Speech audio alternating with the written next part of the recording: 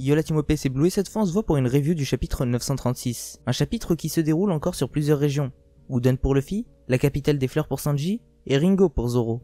À Udon, Queen propose pour l'exécution de Luffy et Yogoro un match de sumo. Plus le manga avance, plus je trouve Queen bizarre. Mais plus ça avance, plus je l'apprécie ce personnage. Bon, ça n'a rien à voir, c'est juste une impression, mais Queen me fait vraiment penser à Franky, que ce soit dans le côté chaud qui me fait penser à la Franky Family, le côté beauf, ainsi que le côté ingénieux bricoleur. Oda pour moi fait un lien entre ces deux persos, pour quelle raison je ne sais pas. Bref, il fait enlever les menottes en granit de Luffy et lui place un collier qui n'en contient pas. Le collier reste tout de même résistant. Luffy fait la réflexion que ces colliers ressemblent à ceux de Sabaody, à la différence que ceux de Sabaody avaient une détonation. Queen dit qu'ils ne peuvent pas les enlever et les présente comme s'ils les avaient confectionnés. Mais si ces colliers ressemblent vraiment à ceux de Sabaody, ils pourraient être enlevés sans clé. On a vu avec Zoro que le haki de l'armement peut être transféré à quelque chose d'externe au corps de la personne qui l'utilise. En l'occurrence pour Zoro, c'est Sabre.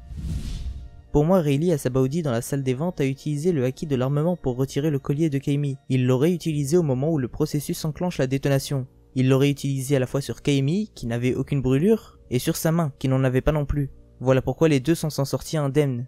Luffy en utilisant son haki pourrait empêcher les lames de le trancher, il pourrait même les briser, et briser des lames avec du haki il l'a déjà fait, comme par exemple avec Rebecca. Il pourrait même libérer Yogoro grâce à son haki. Bref, Queen oppose à Luffy et Yogoro ses hommes, ils sont nombreux, mais tu peux avoir 50 000 randoms face au haki des rois, ils ne servent à rien. Luffy les met tous KO, et Queen rétorque en mode troll, comme c'est inattendu, il s'en amuse, on sait pas s'il est sérieux ou pas, c'est un peu comme Kizaru avec Ben Beckman.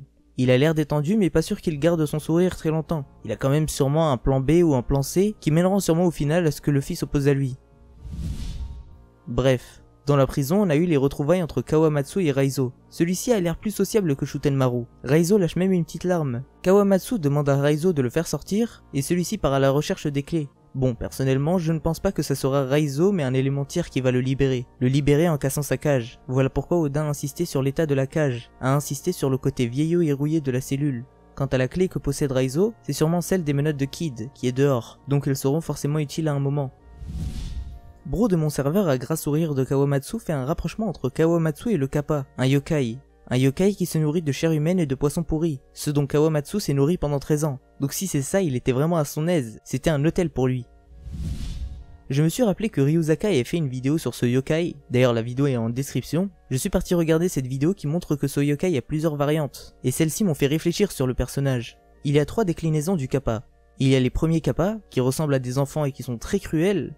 Il y a les Kawataro, le début du nom fait penser à celui de Kawamatsu, c'est un Kappa à la peau rougeâtre, mais qui est beaucoup plus gentil que le premier, et il y a le Suiko qui est encore plus cruel que le premier et qui est beaucoup plus grand.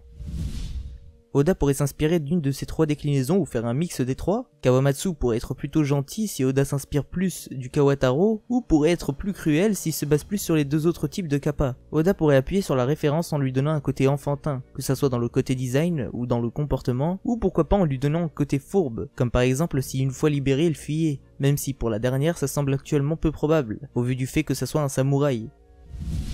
Bref, son nom ressemble à celui de Kamazo, qui est activement recherché à Wano. On a vu son affiche et il ressemble à l'une des 3 personnes que Kinemon recherche. Si la personne avec le Sugegasa est Kawamatsu, le Kamazo de l'affiche, qui ressemble au 3e homme que Kinemon recherche, est Denjiro.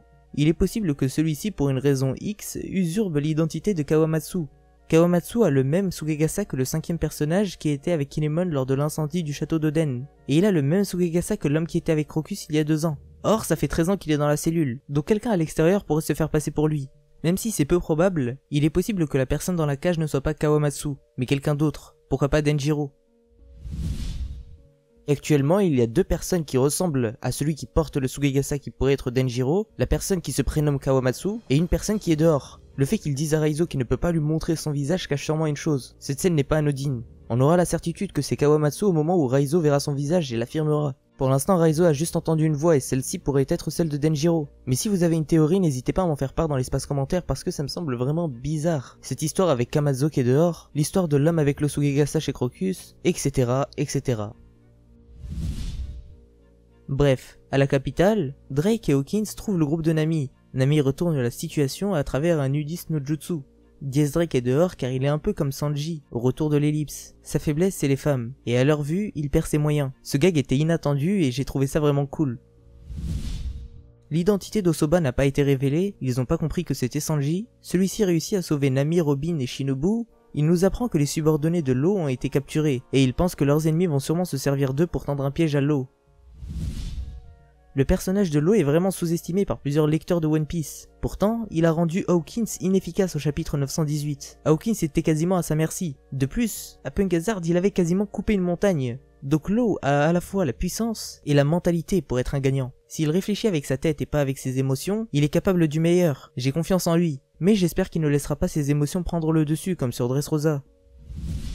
On termine le chapitre à Ringo, secteur dans lequel les morts reposent. L'homme qui avait volé le sabre de Zoro pour le remettre dans le tombeau de Ryoma était en train de fuir, mais celui-ci s'est fait rattraper par Zoro. Selon Rimdog de mon serveur et Barto, ce personnage serait inspiré de l'histoire de Minamoto no Yoshitsune. Zoro représenterait Minamoto et cet homme Benkei. Dans cette légende, Benkei aurait voulu prendre le sabre de Minamoto, mais suite à cet échec et à sa défaite, il s'est mis à ses ordres. De plus, Benkei avait un nombre de lames considérable, autre élément qui le rapproche de ce personnage. Suite à sa défaite face à Zoro, ce personnage pourrait se mettre au service de celui-ci, un peu comme Shutenmaru avec Oden. On a là l'un des principaux problèmes qui est sur le point d'être géré. Rappelons qu'Orochi a fait interdire les sabres à tous les samouraïs non reconnus. Il y a des guerriers, mais ils ne sont pas armés. Atteindre 5000 hommes c'est une chose, les équiper en est une autre. Luffy avec les prisonniers peut apporter un nombre considérable de soldats, et Zoro avec cette intrigue va pouvoir les équiper s'il réussit. Voilà, cette vidéo est terminée, j'espère qu'elle t'aura plu. N'oublie pas de rejoindre mon serveur et celui de Little Garden, les liens sont en description. Merci à toi d'avoir regardé la vidéo jusqu'au bout. N'hésite pas à me dire ce que tu penses de ma review, des points que j'ai abordés et du chapitre. Donne-moi ton avis par rapport à Kawamatsu parce que je me pose vraiment des questions par rapport à ce personnage. Rejoins-moi sur mes réseaux sociaux. Ciao la team. Et n'oubliez pas, le One Piece existe.